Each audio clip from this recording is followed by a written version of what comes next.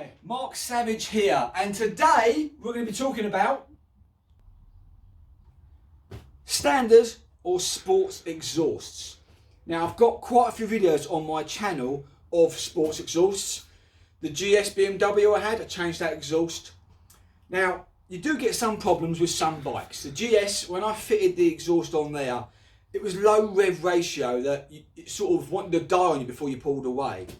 Another on my channel is a VFR 800. That sounded like a Ferrari. Amazing. This twin Delkovich exhaust at the back of it.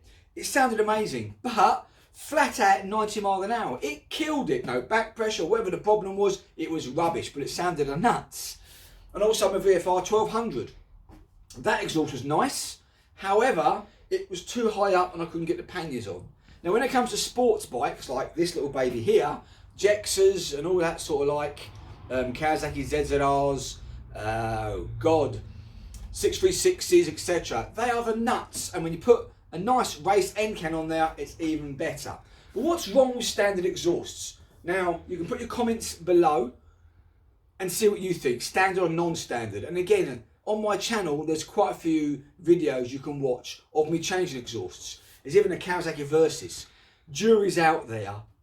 Had a standard exhaust and I changed it, and the amount of bolts you've got to take off and take pedals off and so on and everything else, it took a long time to do it. And then what you got was a twin loud noise.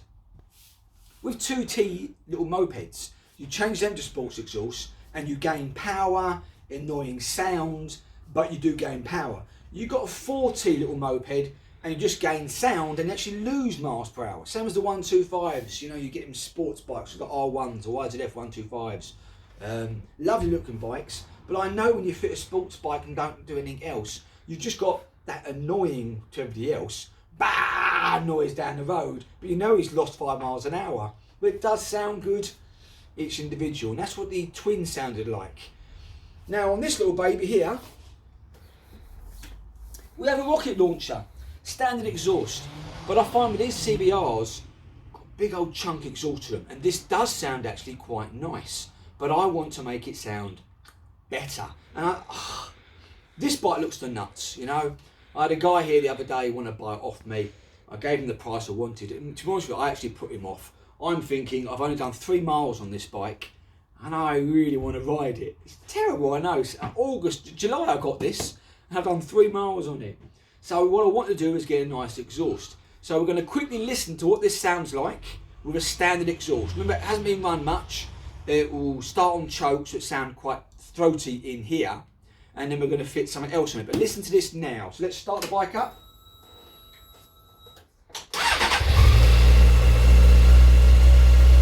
Nice, throaty, deep tone to this bike. I'm not going to rev it straight away, but that does smell badly in here.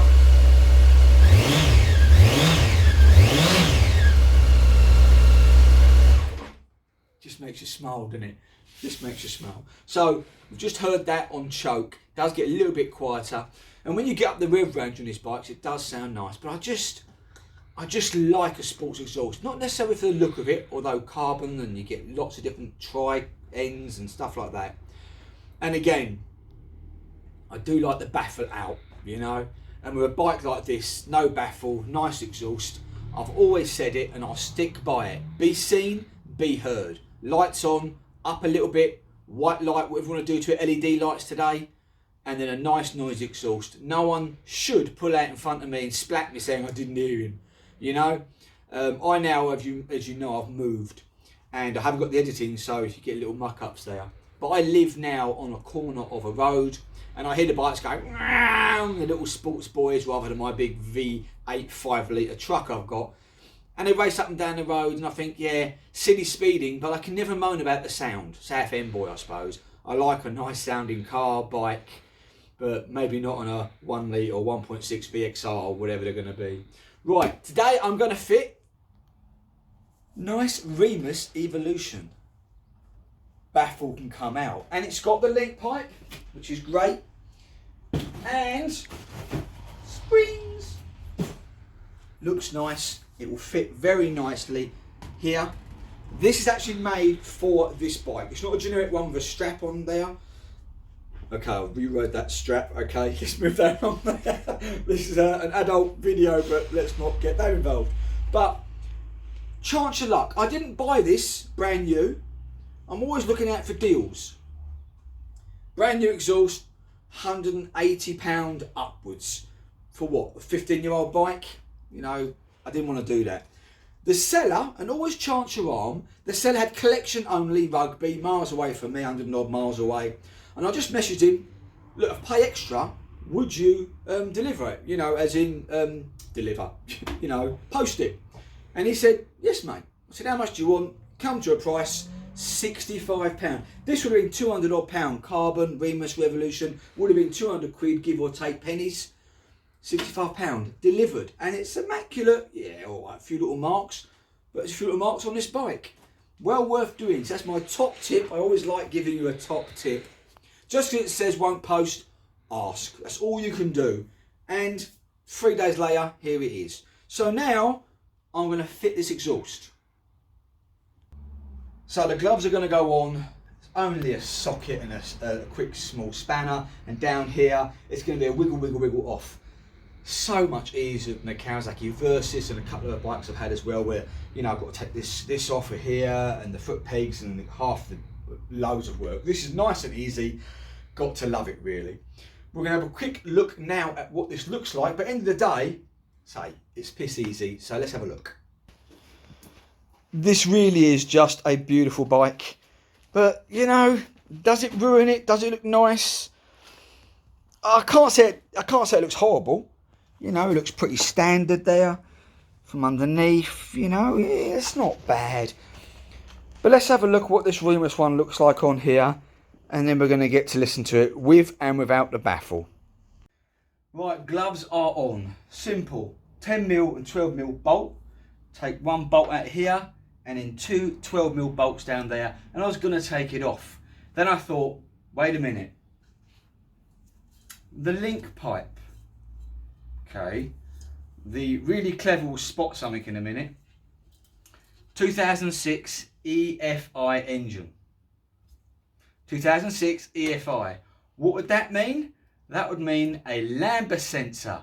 And the Lambda sensor, can anyone see any holes for the Lambda sensor? Nope. So what do I need? So I didn't want to, but I had to take the tank up, and then I needed one of these. Top marks what these are. This is for the Lambda sensor, and this is a bypass little unit. It just plugs in and tricks that the Lambda sensor's in.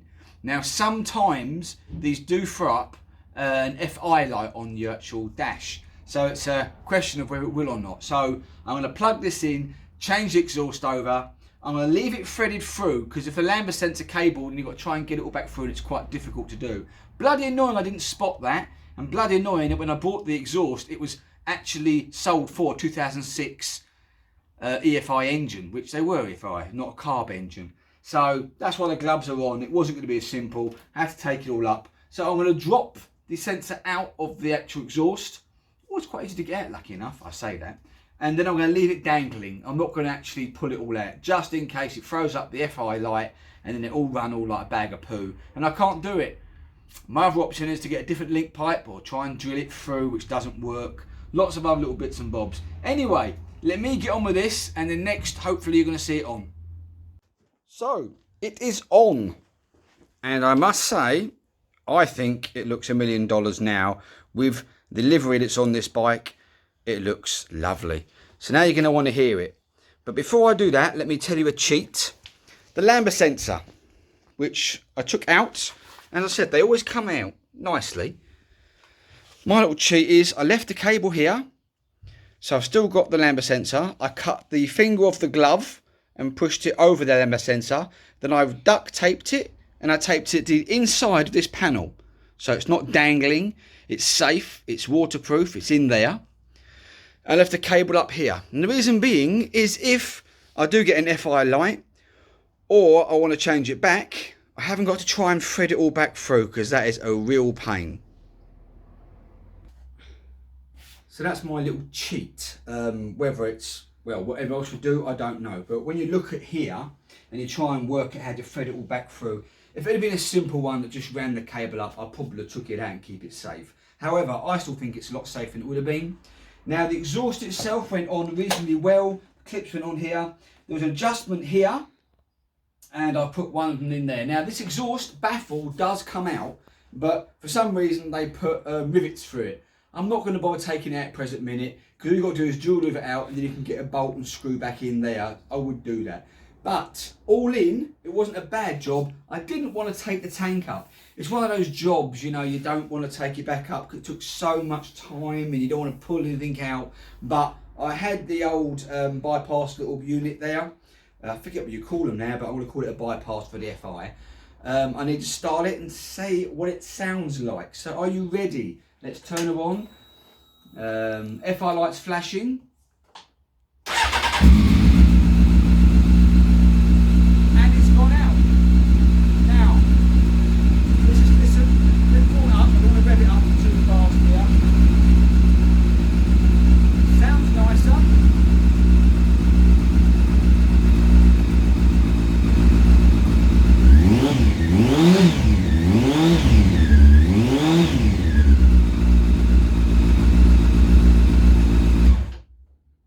That's got a much deeper tone. I don't know if the phone picks it up.